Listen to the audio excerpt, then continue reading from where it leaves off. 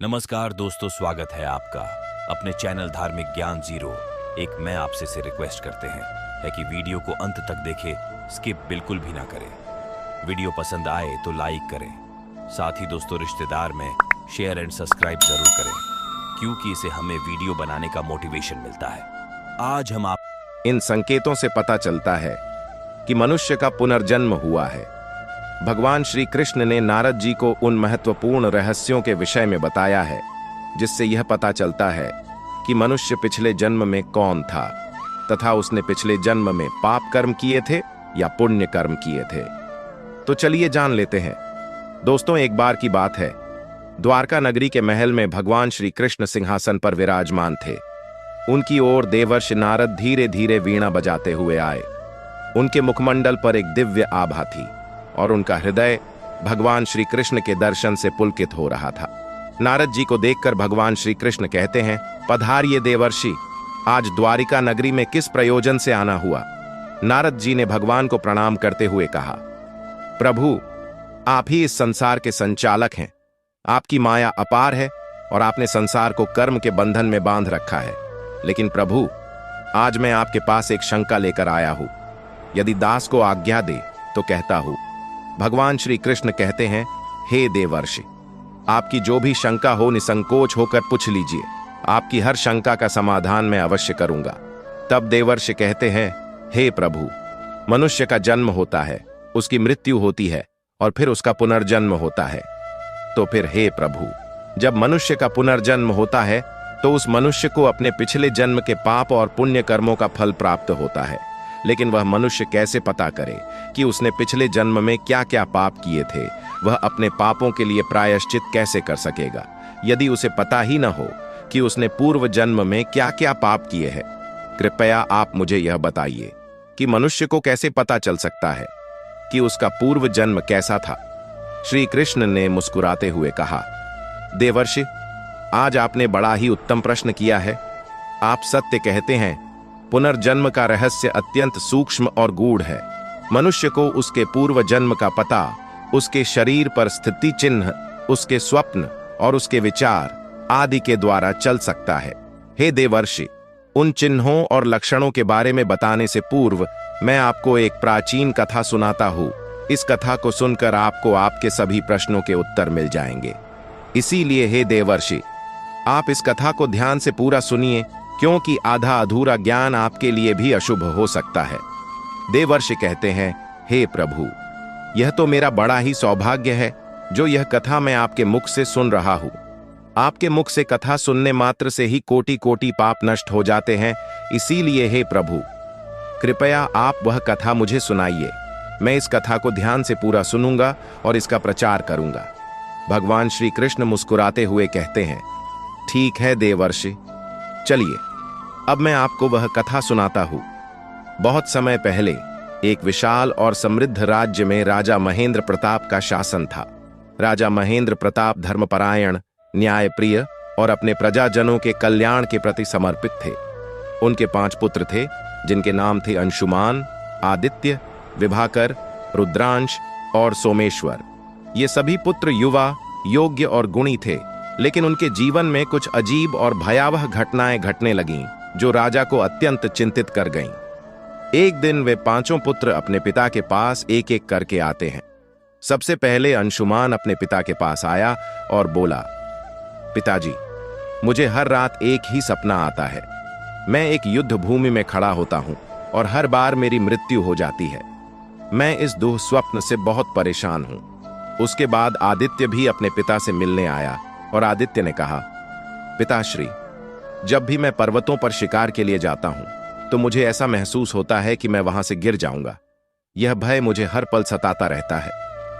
आदित्य के बाद विभाकर अपने पिता से मिलने आया और विभाकर ने अपने पिता से कहा, हे पिताश्री, मैं जल से अत्यधिक भयभीत हूं।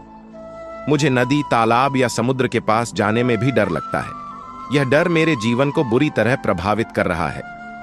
फिर रुद्रांश भी अपने पिता के पास आया और उसने बताया, हे पिताश्री, मुझे आग से गहरा भय है।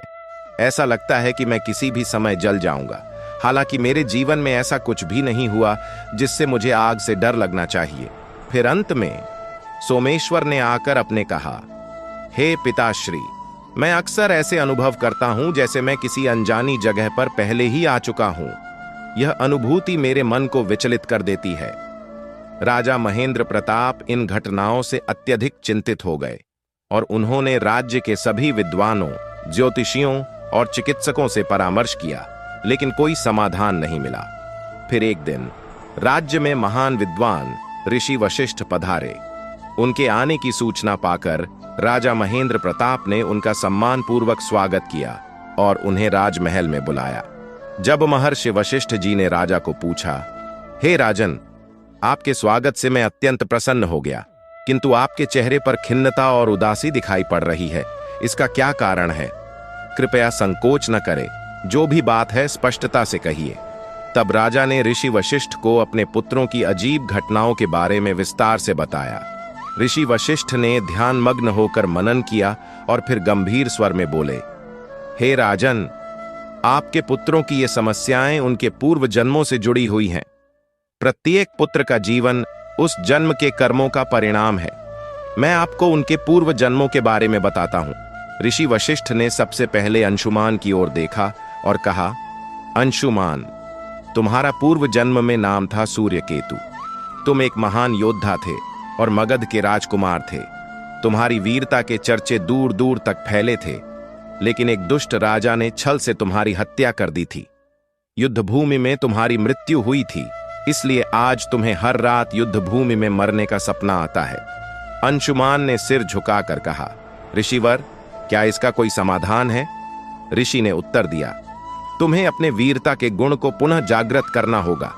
किसी बड़े यज्ञ का आयोजन कर उसमें अपनी वीरता का प्रदर्शन करो, इससे तुम्हारी आत्मा को शांति मिलेगी। फिर ऋषि वशिष्ठ ने आदित्य की ओर मुड़ते हुए कहा, आदित्य, तुम्हारा पूर्व जन्म में नाम था धवल। तुम एक कुशल शिकारी थे और हिमालय के पर्वतों पर शिकार किया करते थे। एक दिन तुम शिकार करते समय पर्वत से गिरकर अपनी जान गंवा बैठे थे। यही कारण है कि आज तुम्हें ऊंचाइयों से डर लगता है। आदित्य ने चिंता व्यक्त करते हुए कहा, ऋषिवर, मैं इस भय से कैसे मुक्ति पाऊं? ऋषि वशिष्ठ ने कहा, तुम्हें पर्वतों पर तपस्या करनी होगी। वहां के शुद्ध वायु और प्रकृति के साथ संपर्क से तुम्हारे मन का यह भय समाप्त हो जाएगा। ऋषि वशिष्ठ ने विभाकर की ओर देखा और कहा, विभाकर, तुम्हारा पूर्व जन्म में नाम था जलराज। तुम एक कुशल नाविक थे और समंदरों में यात्रा किया करते थे, लेकिन एक भयंकर तूफान में तुम्हारी नाव डूब गई और तुमने अपने प्राण गंवा दिए। यही कारण है कि आज तुम्हें जल से अत्यधिक भय लगता है। विभाकर ने निवेदन किया, ऋषिवर, कृपया मुझे इस भय से मुक्ति का उपाय बताएं। ऋषि वशिष्ठ ने उत्तर दिया, तुम्हें गंगा स्नान करना होगा। गंगा के पवित्र जल में स्नान से तुम्हारे मन का भय समाप्त हो जाएगा और तुम्हारी आत्मा को शांति मिलेगी। फिर ऋषि वशिष्ठ ने रुद्रांश की ओर देखते हुए कहा, रुद्रांश, तुम्हारा पूर्व जन्म में नाम था अग्निदेव। तुम एक यज्ञ करता थे और आग के साथ तुम्हारा अत्यधिक संपर्क था, लेकिन एक दिन यज्ञ के दौरान आग ने विकराल रूप धारण कर लिया और तुम उसमें जल गए। यही कारण है कि आज तुम्हें आग से गहरा भय है। रुद्रांश ने दुखी होकर कहा, ऋषिवर, मुझे इस भय से कैसे मुक्त किया जा सकता है? ऋषि वशिष्ठ ने कहा, तुम्हें अग्निहोत्र का अनुष्ठान करना चाहिए। यह अनुष्ठान तुम्हारे मन के डर को समाप्त करेगा और तुम्हारी आत्मा को शुद्ध करेगा। अंत में ऋषि वशिष्ठ ने सोमेश्वर की ओर देखते हुए कहा, सोमेश्वर, तुम्हारा पूर्व जन्म में नाम था ज्ञान सागर। तुम एक महान विद्वान थे और पिछले जन्म में तुमने कई तीर्थों और पवित्र स्थानों की यात्रा की थी। तुमने वहां ध्यान किया और ज्ञान प्राप्त किया। तुम्हारी आत्मा में उन स्थानों की स्मृतियां आज भी जीवित हैं। सोमेश्वर ने पूछा, ऋषिवर, मुझे क्या करना चाहिए? ऋषि वशिष्ठ ने उत्तर दिया, तुम्हें उन स्थानों की यात्रा करनी चाहिए जहां तुमने पिछले जन्म में ज्ञान प्राप्त किया था। वहां ध्यान करो और अपनी आत्मा को शांति प्रदान करो। राजा महेंद्र प्रताप ने ऋषि वशिष्ठ के निर्देशों का पालन करते हुए अपने पुत्रों को उनके पूर्व जन्मों के कर्मों का प्रायश्चित करने का आदेश दिया। सभी पुत्रों ने अपने अपने कर्मों का प्रायश्चित किया और उनकी सभी अजीब घटनाएं समाप्त हो गईं। भगवान श्री कृष्ण ने नारद जी से कहा, देवर्षि, यह कथा पुनर्जन्म के सत्य और कर्मों के महत्व को प्रकट करती है। आत्मा अपने कर्मों के अनुसार ही जन्म और अनुभव प्राप्त करती है, इसलिए सदा अच्छे कर्मों का पालन करना चाहिए। कथा समाप्त होने के बाद भगवान श्री कृष्ण ने नारद जी को संबोधित करते हुए कहा, देवर्षि, पुनर्जन्म के विषय में कुछ और गहरे सत्य हैं जिन्हें मैं आपको बताना चाहता हूं। यह लक्षण मनुष्य के पिछले जन्मों के कर्मों का प्रत्यक्ष प्रमाण होते हैं और इनसे यह जाना जा सकता है कि किस प्रकार के पाप और कर्म अगले जन्म में क्या फल देते हैं। भगवान श्री कृष्ण ने कहा, जो मनुष्य अपने पिछले जन्म में असत्यवादी होता है, अर्थात झूठ बोलकर धन कमाता है, उसे यमलोक में कठिन यातनाएं सहनी पड़ती हैं। उसे सत्य के मार्ग से भटकने और समाज में भ्रम फैलाने के अपराध में दंडित किया जाता है। इस सजा के पश्चात जब वह व्यक्ति पुनः जन्म लेता है तो उसकी वाणी में दोष उत्पन्न हो जाता है। वह हकलाकर बोलता है या उसकी वाणी में स्पष्टता नहीं होती। यह दोष उसके झूठ बोलने के पाप का प्रत्यक्ष परिणाम है। ऐसे व्यक्ति के जीवन में संवाद की कठिनाइयां आती हैं और वह सामाजिक रूप से अक्षम हो जाता है। भगवान श्री कृष्ण ने आगे कहा, यदि कोई व्यक्ति अपने पिछले जन्म में निष्पाप और मासूम जानवरों पर अत्याचार करता है तो उसे भी नरक की यातनाओं से गुजरना पड़ता है। वह नरक में उन जानवरों की पीड़ा का अनुभव करता है जिन्हें उसने कष्ट दिया था। जब वह व्यक्ति पुनः जन्म लेता है तो उसकी वाणी को शक्ति नहीं मिलती और वह गूंगा पैदा होता है। यह लक्षण उसके पूर्व जन्म के निर्दयता और हिंसा के परिणाम स्वरूप प्रकट होता है। उसकी आत्मा में जो दोष उत्पन्न होता है वह इस जन्म में गूंगेपन के रूप में प्रकट होता है। भगवान ने गंभीर स्वर में कहा, जो व्यक्ति अपने पूर्व जन्म में अकारण किसी की हत्या करता है वह भी नरक की भयानक यातनाओं का सामना करता है। नरक में उसे उस दर्द और पीड़ा का अनुभव कराया जाता है जो उसने अपनी हत्या के द्वारा दूसरे को दिया था।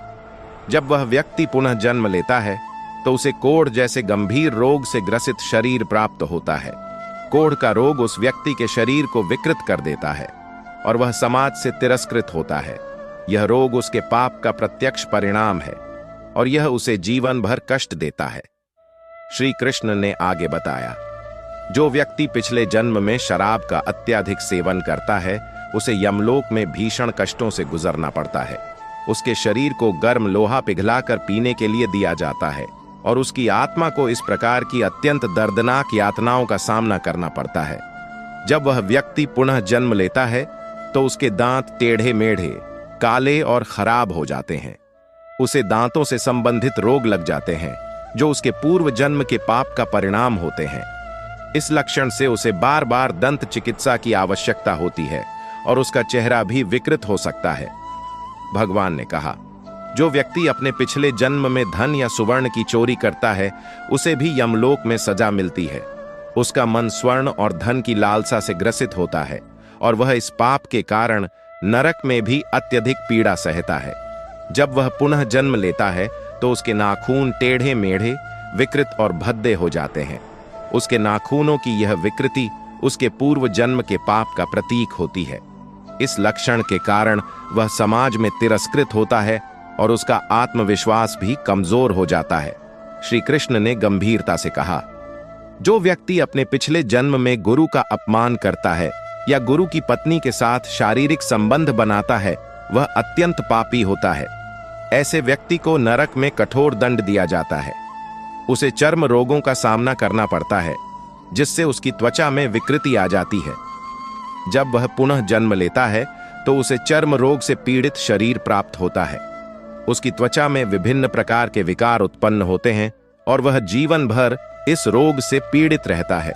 यह उसके गुरु के प्रति किए गए पाप का परिणाम है। भगवान श्री कृष्ण ने बताया, जो व्यक्ति अपने पिछले जन्म में दान धर्म का पालन नहीं करता वह इस जन्म में अत्यंत दरिद्र बनता है। वह नरक में दरिद्रता की यातनाओं को सहता है और भिक्षा मांगकर जीवन यापन करता है। जब वह पुनः जन्म लेता है तो उसकी आर्थिक स्थिति अत्यंत कमजोर होती है। उसे भिक्षा मांगनी पड़ती है और उसका जीवन अत्यंत कठिनाइयों से भरा होता है। यह दरिद्रता उसके दान धर्म के अभाव का प्रतिफल है। भगवान ने कहा, जो व्यक्ति अपने पिछले जन्म में अपनी पतिव्रता पत्नी को कष्ट देता है और वेश्या के साथ संबंध बनाता है, उसे नरक में भीषण यातनाएं झेलनी पड़ती हैं। जब वह पुनः जन्म लेता है तो उसे दुष्ट और कष्टदायिनी पत्नी प्राप्त होती है। उसकी पत्नी उसे सदा दुख और पीड़ा देती है, जो उसके पूर्व जन्म के पाप का प्रतिफल है। यह लक्षण उसके जीवन में मानसिक और शारीरिक पीड़ा का कारण बनता है। भगवान श्री कृष्ण ने कहा, जो व्यक्ति अपने पिछले जन्म में अपने माता पिता का अपमान करता है और उन्हें कष्ट देता है, वह नरक में कड़ी सजा पाता है। जब वह पुनः जन्म लेता है तो उसकी संतान मूर्ख और दुष्ट जन्म लेती है। ऐसी संतान उसे अत्यधिक कष्ट देती है और उसकी मानसिक शांति छीन लेती है। यह लक्षण उसके माता पिता के प्रति किए गए कुकर्मों का परिणाम है। भगवान ने समझाया, जो व्यक्ति अपने पिछले जन्म में धर्म ग्रंथों की चोरी करता है, वह भीषण पाप करता है। उसे नरक में कठोर दंड दिया जाता है। जब वह पुनः जन्म लेता है तो वह जन्मांध हो जाता है। उसकी आंखों की रोशनी चली जाती है और वह जीवन भर अंधकार में जीता है। यह लक्षण उसके धर्म ग्रंथों की चोरी के पाप का प्रतिफल है। अंत में श्री कृष्ण ने कहा, जो व्यक्ति अपने पिछले जन्म में रजस्वला स्त्री के साथ संभोग करता है, वह नरक में भीषण कष्ट झेलता है। जब वह पुनः जन्म लेता है तो वह नपुंसक जन्म लेता है। यह लक्षण उसके पिछले जन्म के पाप का प्रतिफल है, जो उसे जीवन भर दुख और अपमान सहने पर विवश करता है। भगवान श्री कृष्ण के मुख से यह सभी लक्षण सुनकर नारद जी अत्यंत प्रभावित हुए। उन्होंने भगवान को प्रणाम किया और कहा, प्रभु, आपने जो ज्ञान मुझे दिया है वह अनमोल है। मैं इसे संसार में प्रचारित करूंगा ताकि लोग अपने कर्मों का सही मूल्य समझ सकें और सन्मार्ग पर चल सकें। इस प्रकार भगवान श्री कृष्ण ने नारद जी को पुनर्जन्म और कर्मफल के महत्व का बोध कराया और नारद जी प्रसन्न होकर संसार में इस ज्ञान का प्रचार करने के लिए प्रस्थान कर गए। तो दोस्तों, उम्मीद है आपको यह कथा पसंद आई होगी।